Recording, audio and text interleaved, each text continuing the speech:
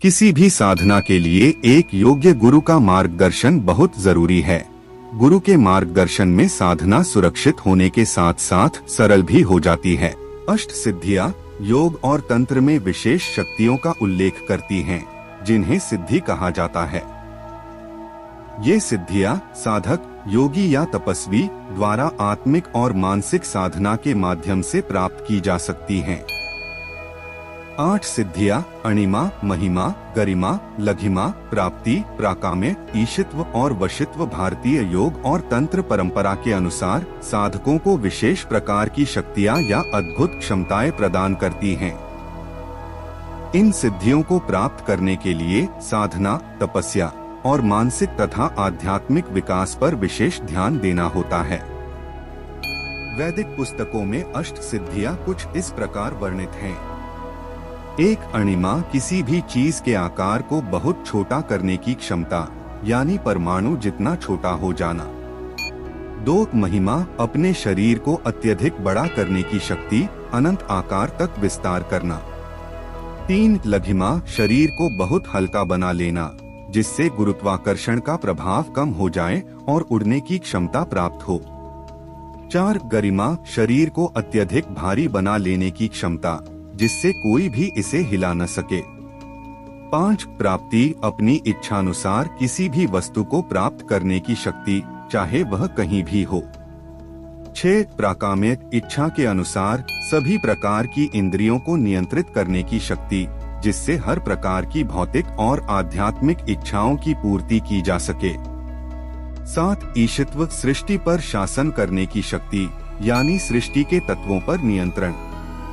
8 वशित्व, दूसरों पर पूर्ण नियंत्रण प्राप्त करना, चाहे वह जीवित हो या निर्जीव। इन सिद्धियों को प्राप्त करने के लिए उच्च स्तर की साधना और आत्मसंयम की आवश्यकता होती है।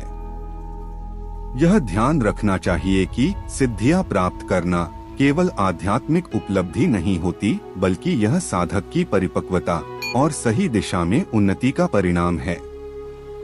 इन शक्तियों का उपयोग केवल मानव कल्याण और धर्म की रक्षा के लिए किया जाना चाहिए। अष्ट सिद्धियां हिंदू धर्म और योग में महत्वपूर्ण मानी जाती हैं। ये सिद्धियां साधक को विशेष प्रकार की आध्यात्मिक शक्तियां प्रदान करती हैं। अष्ट सिद्धियों की उपासना और मंत्र विधि की जानकारी निम्नलिखित है। अष्ट सिद्धियों की उपासना विधि। 1 स्वच्छता और शुद्धता, साधक को तन और मन दोनों की शुद्धता का पालन करना चाहिए। पवित्र स्थान पर आसन लगाकर शांति से बैठें। 2 ध्यान और साधना, प्रतिदिन एक निश्चित समय पर साधना करें। इस साधना में ध्यान केंद्रित करना अत्यंत महत्वपूर्ण है। ध्यान के माध्यम से व्यक्ति अपने भीतर की ऊर्जा को जागृत कर सकता है। 3 मंत्र जप, अष्ट सिद्धियों की प्राप्ति के लिए विशेष मंत्रों का जप करना होता है।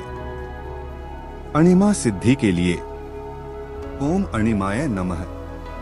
महिमा सिद्धि के लिए ओम महिमाय नमः।